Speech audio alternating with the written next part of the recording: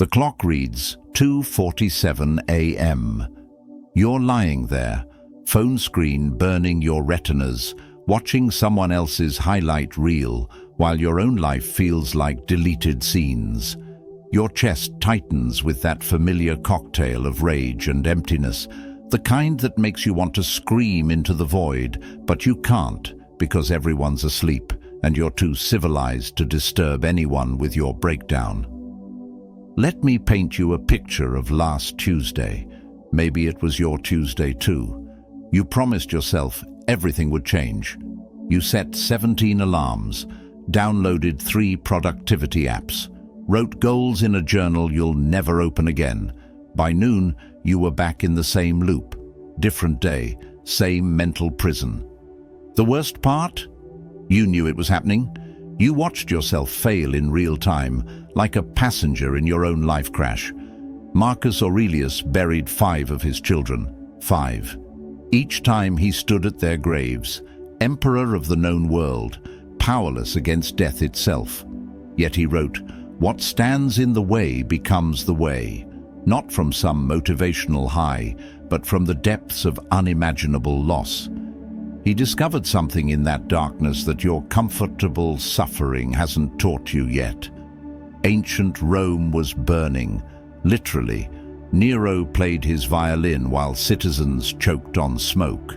The Stoics weren't sitting in marble halls debating philosophy. They were navigating chaos, betrayal, and survival. They developed these rules not as intellectual exercises, but as weapons against insanity. These men and women faced execution for their beliefs, lost everything they loved, yet emerged mentally unbreakable. You're about to receive 10 laws that will feel like someone reached into your skull and rearranged the furniture. These aren't wellness tips from someone who journals with herbal tea. These are psychological warfare tactics from humans who stared into the abyss and made the abyss blink first. Each rule will strip away another layer of the lies you tell yourself, until all that remains is raw, undeniable truth. Fair warning, your comfort zone is about to become a crime scene. Your excuses are about to become evidence against you. That version of yourself you're protecting. They're about to become a stranger you once knew. Some of you will hate what you're about to hear. Good. Hatred means you're still feeling something. Apathy is the only real death.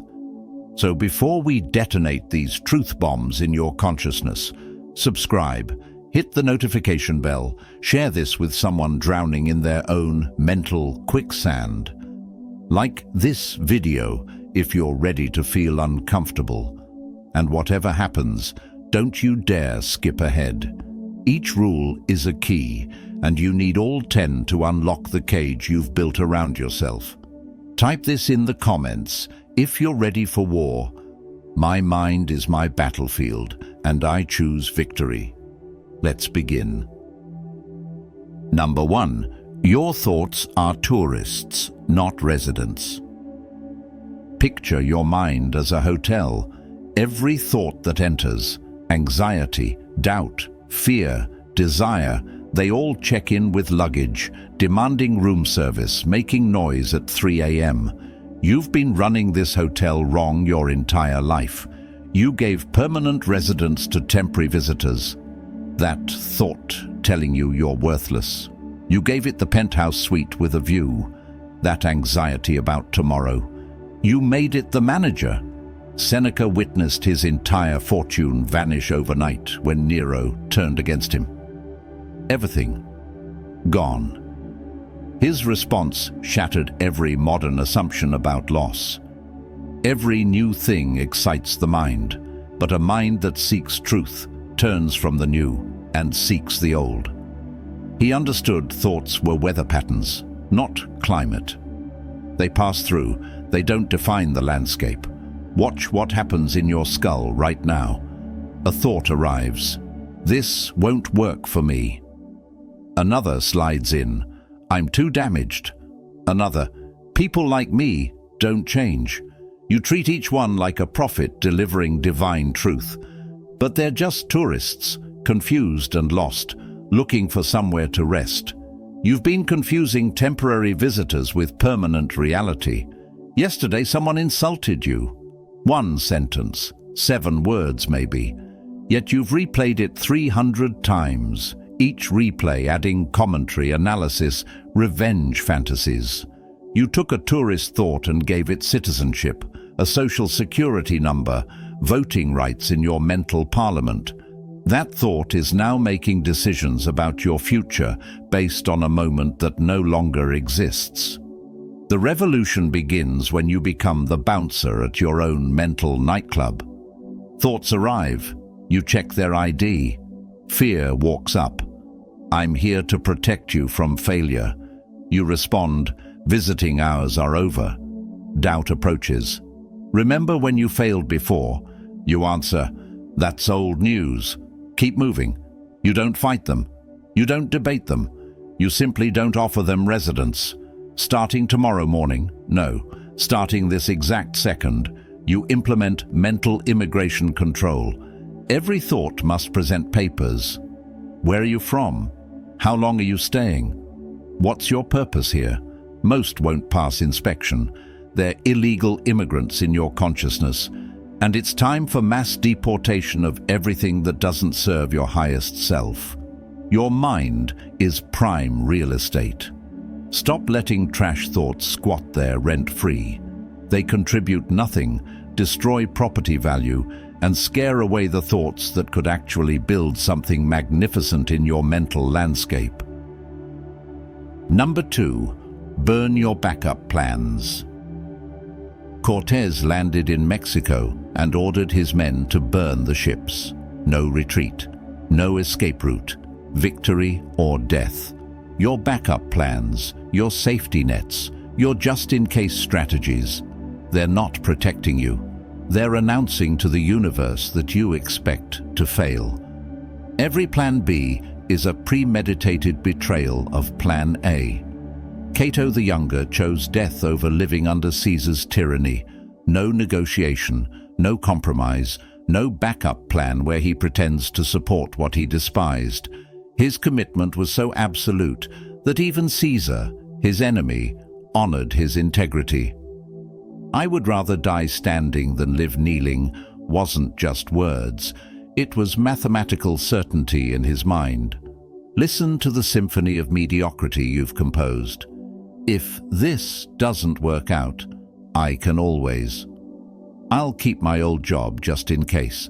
If it gets too hard, Every safety net you weave becomes the web that traps you. You're simultaneously building a bridge forward and an emergency exit backward. No wonder you never reach the other side. You're architecting your own retreat before the battle begins. That relationship you're half in. Kill it or commit completely. That business idea gathering dust. Launch it or bury it forever. That dream you talk about when drunk. Chase it sober or shut up about it. Your divided commitment is an insult to your potential. You're playing chess against life with half your pieces already surrendered. The moment you burn your boats, something primal awakens. Your survival instinct stops calculating retreat and starts calculating victory. Your brain, finally understanding there's no escape route, begins to reveal resources you never knew existed. Creativity explodes when comfort dies. Innovation births from desperation. Genius emerges when mediocrity becomes impossible. I watched a friend keep his apartment while trying to make his marriage work. Guess what happened? The apartment became a self-fulfilling prophecy. Another friend kept her stable job while pursuing her passion on the side. 10 years later, same job, passion dead. Your backup plan isn't insurance, it's sabotage in a 3-piece suit. Tonight, identify every escape route you've built, every safety net, every reasonable backup plan. Write them down, then literally burn the paper. Watch your retreats turn to smoke. Tomorrow, wake up with nowhere to run except forward. Feel that terror. That's not fear. That's your potential finally waking up from its coma. Number 3. Weaponize your rock bottom. Rock bottom isn't your cemetery. It's your construction site. While everyone else fears the fall, the Stoics understood that the ground is where you find the materials to build your empire. Your lowest moment isn't your weakness exposed. It's your superpower discovered. The crater from your explosion becomes the foundation for your monument. Epictetus was literally sold as property, a human being owned by another human being. His master could beat him, starve him, kill him legally. Yet from those chains came the words, "No one can hurt me without my permission." He didn't overcome slavery. He transformed it into philosophy that would outlive empires. Your rock bottom is amateur hour compared to his, yet you're acting like your story's over. Remember your worst day? Not your bad day, your catastrophic, soul-crushing, everything is destroyed day. You survived it. Read that again. You survived what should have killed you. Yet, you walk around afraid of smaller threats, forgetting you've already conquered death itself. You're a war veteran pretending to be afraid of playground fights. The divorce that shattered you? Congratulations, you're now immune to the fear of abandonment. The bankruptcy that destroyed you? You've been financially dead and resurrected. Money can never control you again. The betrayal that broke your heart? You've experienced trust's death and lived to tell about it. These aren't wounds. They're weapons most people will never possess. Your rock bottom is intelligence other people pay therapists to understand. It's wisdom others read books trying to obtain. It's strength others attend seminars hoping to develop. You got it for free, paid in pain, and now you're wasting it by playing victim. You're sitting on gold mines of experience pretending to be poor. Every scar tells a story of survival. Every trauma is training. Every loss is education in what actually matters. You've been unconsciously building an immunity to life's poison, and now you're worried about mosquito bites. You've survived cancer, and you're afraid of catching a cold. The universe already tried to kill you. It failed. What makes you think it can succeed with weaker attempts? Tomorrow, write down your 3 worst moments. Beside each, write what superpower it gave you. Watch your tragedies transform into advantages. Your competitors never experienced what you survived. They're soft where you're steel. They break where you bend. They fear what you've already conquered. Number 4. Make friends with the monster under your bed. The thing you're most terrified to admit about yourself, that dark thought, that twisted desire, that shadow you pretend doesn't exist, it's not your enemy. It's your prisoner of war, and prisoners eventually escape. The Stoics knew what Jung would later confirm. What you resist persists. What you deny controls. What you hide grows in darkness. Marcus Aurelius, the most powerful man on earth, wrote about his own dark thoughts. How much trouble he avoids, who does not look to see what his neighbor says, or does. He wasn't avoiding gossip. He was confessing his own tendency toward judgment, envy, comparison. The emperor admitted his shadows. You're pretending yours don't exist. That rage you stuff down when someone disrespects you? It's not disappearing, it's composting into something toxic. That jealousy when others succeed? It's not vanishing, it's metastasizing into resentment. That part of you that wants to burn everything down and start over? Pretending it doesn't exist won't make it go away. It's planning a coup while you sleep. Here's what happens when you befriend your darkness. It becomes your intelligence network. Your anger tells you where your boundaries are broken. Your jealousy reveals what you actually want. Your destructive impulses show you what needs to die for you to live. These aren't character flaws, they're GPS coordinates to your transformation. I spent years denying my narcissistic tendencies, pretending I was humble while secretly believing I was superior. The day I admitted it, yes, I think I'm special, everything changed. That shadow, once acknowledged, became fuel. Now I channel that specialness into creation instead of comparison. My monster became my muse. Watch what you condemn in others. That's your shadow waving at you. Hate someone's arrogance. Hello, hidden pride. Despise someone's weakness. Greetings, denied vulnerability. Disgusted by someone's greed. Welcome, suppressed desire. You only recognize in others what lives in you. Your hatred is your shadow's calling card. Tonight, sit in complete darkness for 10 minutes. No phone, no light, nothing. Invite your worst thoughts forward. Let them speak. Don't judge, don't resist, don't fight. Listen. Your shadow has been trying to tell you something important, but you've been too good to hear it. That monster under your bed isn't trying to eat you, it's trying to teach you. Number 5. Assassinate your identity. Who you think you are is a prison built from other people's opinions, past experiences, and expired truths. Your identity, that story you tell about yourself, it's not protecting you. It's suffocating your evolution. Every I am statement you make is another bar in your cage. The Stoics practiced identity assassination daily, knowing that attachment to self was slavery to illusion. Seneca played multiple characters: wealthy advisor, philosopher, playwright, politician. When Nero ordered his death, he didn't mourn the loss of these identities. He opened his veins with the same calm he opened his books. Why? Because he knew Seneca was just a role, not reality. You're clinging to your character like it's oxygen, but it's actually carbon monoxide. I'm not a morning person. I'm bad at math. I'm an introvert. I'm just not creative. Every identity claim is a suicide note to possibility. You've confused your temporary costume with your permanent self. Your method acting so hard, you forgot your acting.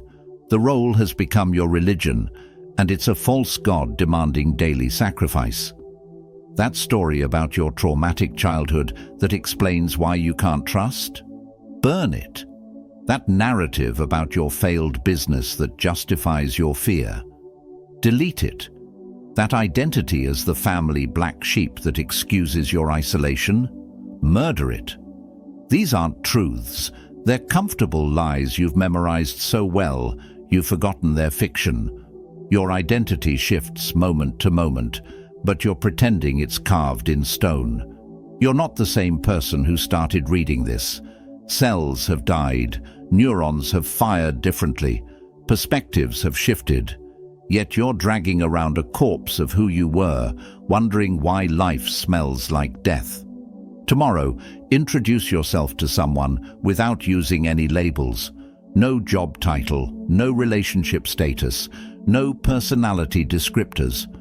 Watch yourself short-circuit trying to exist without your costume. Feel that discomfort? That's freedom knocking. That confusion? That's possibility entering. That fear? That's your unlimited self trying to break through your limited story. The Japanese have a pottery art called kintsugi. They repair broken pottery with gold, making it more beautiful than before. Your identity needs to shatter for gold to enter the cracks. Stop protecting who you were. Start destroying who you're not. Your authentic self is waiting behind every identity you're willing to assassinate. Number 6. Turn your suffering into currency. Your pain is worthless sitting in your mental vault collecting dust. Every tear you've shed, every nightmare you've survived, every moment you wanted to die but didn't, that's not trauma, that's treasure. but you're hoarding it like a dragon, getting poorer while sitting on gold. The Stoics understood suffering was currency in the economy of wisdom, and you're refusing to spend yours. Zeno lost everything in a shipwreck, his entire fortune gone to the ocean floor. Standing on the shore, dripping with seawater and stripped of everything, he said, "Now I can become a philosopher." He didn't just recover from loss, he converted it into legacy. Your suffering is venture capital for your transformation, but you're treating it like debt. That addiction that almost killed you, that's a PhD in human vulnerability. Share it and watch broken people rebuild through your blueprint. That abusive relationship that stole years, that's a masterclass in boundary setting. Teach it and watch victims become victors. That depression that made you plan your exit, that's expertise in navigating darkness. Guide others through their night with your hard-won light. You're financially illiterate with your pain portfolio. Every trauma you hide is compound interest wasted. Every story you don't tell is someone else staying stuck. Every lesson you learned in hell is a ladder someone needs to climb out. You survived for a reason, and it wasn't to keep secrets. Your suffering demands to become service, or it becomes poison. When I finally spoke about my suicide attempt, emails flooded in. Not sympathy, gratitude. "You just saved my life. I was planning it tonight until I heard your story. Now I know I can survive this. My worst moment became my worth moment. My currency of suffering purchased someone else's salvation." Stop treating your pain like pornography, shameful, hidden, accessed alone in darkness. Start treating it like medicine, powerful, necessary, meant to heal. Your wounds aren't just yours. They belong to everyone fighting the same battle. Your survival isn't private property. It's public service waiting to be activated. Tonight, choose one piece of suffering you've never shared. Tomorrow, tell someone. Watch their eyes change when they realize they're not alone. Feel your pain transform from prison into purpose. Your suffering was never meant to break you. It was meant to break through you to help others. Number 7. Starve your need for understanding. You're addicted to a drug called making sense. Every event needs explanation. Every person needs figuring out. Every situation needs logical framework. This addiction to understanding is crippling your ability to transcend. The Stoics knew that wisdom wasn't about knowing everything. It was about acting correctly despite knowing nothing. Epictetus taught students who asked why with silence, not because he didn't know, but because the question itself was the problem. Why did this happen to me? Why did they leave? Why is life unfair? You're not seeking wisdom. You're seeking control through comprehension. But life isn't a math equation. It's jazz, and you're trying to play it like classical music. Your mother never said she loved you. You've spent 30 years trying to understand why, building theories, analyzing her childhood, reading psychology books. Meanwhile, the simple truth sits there. It happened. No understanding will change it. Your need to understand has become more traumatic than the original wound. You're performing surgery on a ghost. The universe doesn't owe you explanations. People don't owe you closure. Life doesn't owe you logic. Your demand for understanding is entitlement dressed as intelligence. You want the universe to make sense according to your tiny brain's capacity to comprehend infinity. That's like asking the ocean to fit in your coffee cup. Watch what happens when you stop needing to understand. Power returns. Someone betrays you. You don't need their reasons. You need better boundaries. Life throws chaos. You don't need meaning. You need movement. Pain arrives. You don't need explanation. You need experience. Understanding is procrastination masquerading as wisdom. I stopped trying to understand why my business partner stole everything. The moment I stopped needing comprehension, I started building something better. The energy I spent on why became fuel for what's next. My confusion transformed into construction. My questions became actions. Some things in your life will never make sense. Your father's cruelty, your child's death, your random suffering. Good. Let them be mysterious. Let them be unsolved. Let them be exactly what they are. Experiences that happened, shaping who you're becoming. Your need for understanding is a leash. Cut it. From today forward, replace why with now what. Stop being a detective investigating your past. Become an architect, designing your future. The mystery of your suffering isn't a problem to solve. It's material to transcend. Number 8. Become allergic to your own excuses. Your excuses have become so sophisticated they could win Nobel Prizes in fiction, each one meticulously crafted, perfectly logical, absolutely reasonable, and completely lethal to your potential. You've become a master storyteller, and every story ends with why you can't, shouldn't, or won't. The Stoics treated excuses like poison. One drop corrupts everything. Cato walked barefoot through Rome's winter streets, not from poverty but from principle. When asked why, he replied, "I am training myself to be indifferent to discomfort." No excuse about cold, status, or comfort. He was programming his mind to find excuses repulsive. Your feet are warm, yet you won't walk toward your dreams. I don't have time. You watched 3 hours of Netflix last night.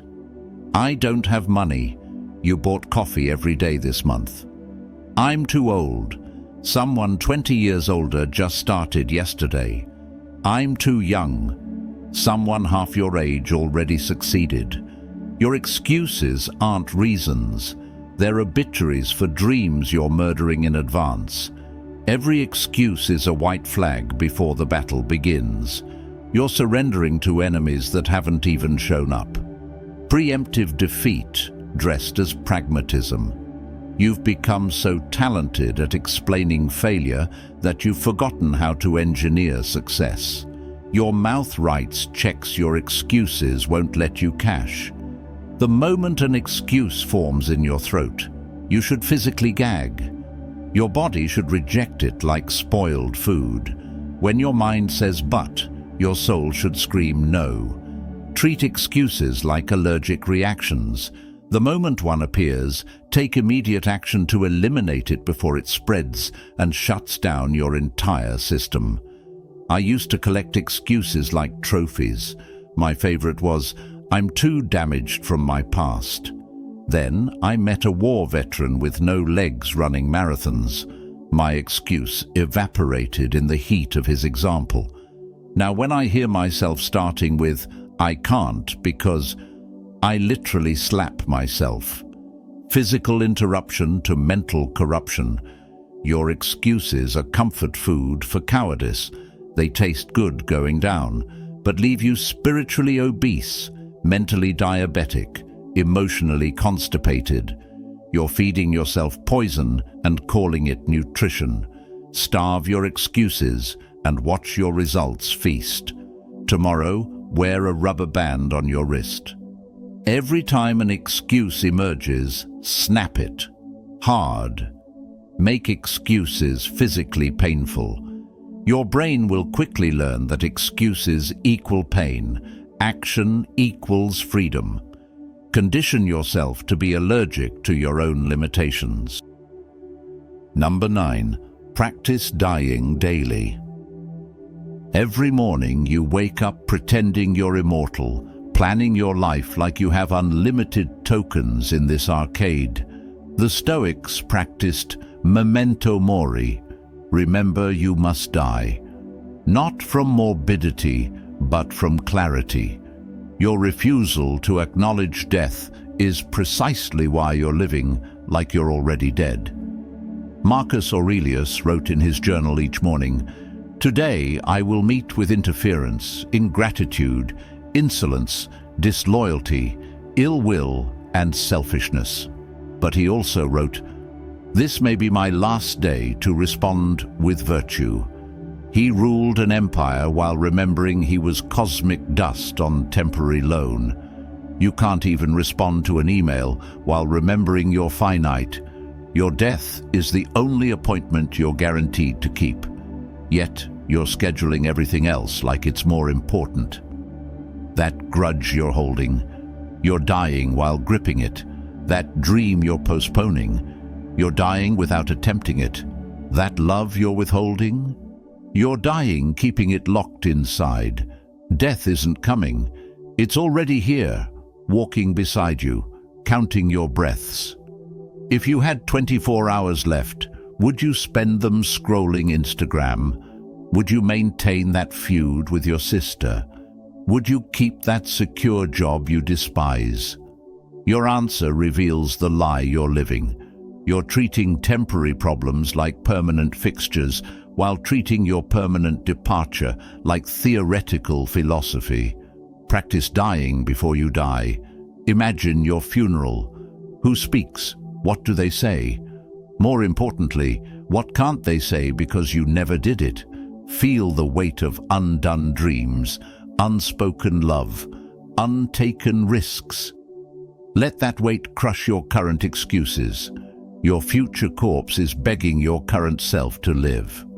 When Steve Jobs discovered his cancer, he said, "Remembering that I'll be dead soon is the most important tool I've encountered to help me make the big choices."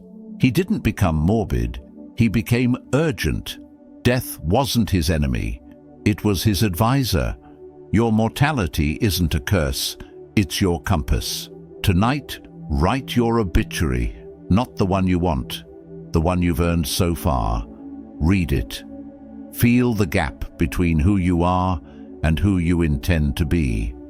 That gap is your work. That distance is your mission. Every day you don't close it is a day you've died without living. Number 10. Declare war on your comfort. Comfort is the serial killer of greatness, and you've invited it to live in your house, eat at your table, sleep in your bed. You've made comfort your god, and it's made you its slave. The Stoics understood that comfort wasn't rest, it was rust. Every moment of unnecessary ease is oxidation of your potential. Musonius Rufus, teacher of Epictetus, chose to live in exile rather than comfortable compromise. He said, "If you accomplish something good with hard work, the labor passes quickly, but the good endures. If you do something shameful in pursuit of pleasure, the pleasure passes quickly, but the shame endures." Your comfort today is tomorrow's regret in disguise. Your heated home, cushioned chair, full stomach, entertainment on demand. These aren't blessings, they're sedatives. You're living in an anesthetic haze, numbed to your own potential. Comfort has made you soft where life demands steel, weak where existence requires strength, fragile where reality demands anti-fragility. Cold showers aren't about saving water, they're about murdering weakness. Fasting isn't about health, it's about sovereignty over hunger. Walking when you could drive isn't about environment, it's about choosing difficulty when ease is available. Every voluntary discomfort is a vote for your strength. Every chosen challenge is an investment in your invincibility. Your ancestors survived ice ages, plagues, wars, famines. Their DNA screams in your cells for challenge, for struggle, for something to overcome. You've silenced that scream with comfort, but it's still there, waiting. Your body was built for extremes, but you're living in a narrow band of temperature-controlled mediocrity. Starting tomorrow, make one thing unnecessarily difficult. Take the stairs when elevators exist. Skip a meal when food is plenty. Sleep on the floor when your bed beckons. Feel your comfort-addicted mind revolt. Listen to it whine, threaten, negotiate. Then do it anyway. You're not punishing yourself. You're promoting yourself to someone who doesn't need comfort to function. I sleep on my floor once a week. Not from poverty, but from power. To remember that comfort is optional, not essential.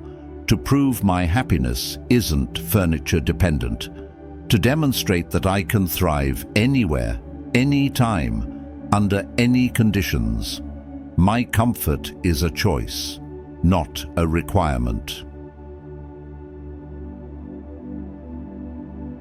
You've just received 10 laws that ancient warriors used to forge unbreakable minds, not theories, not suggestions.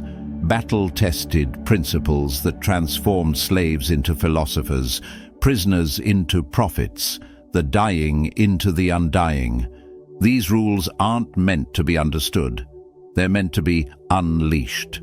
Tomorrow, you wake up different. Not because you read this, but because you'll act on it. One rule, that's all. Choose the one that made you most uncomfortable, the one your mind immediately rejected. That's your starting point. That resistance is your revelation. The Stoics didn't leave us philosophy. They left us pharmaceuticals for the soul. You've been prescribed the medicine. Now swallow it. No matter how bitter it tastes. Your mental illness of mediocrity has only one cure: deliberate, daily, disciplined application of these brutal truths. Your transformation isn't optional anymore. You've seen behind the curtain. You know the rules. Ignorance is no longer your excuse. From this moment forward, you're either ascending or pretending, growing or dying, becoming or betraying everything you could be. Like this video, subscribe, share it with someone drowning. Then close this screen and go declare war on the life you've been accepting. Final declaration: I am the storm I've been waiting for.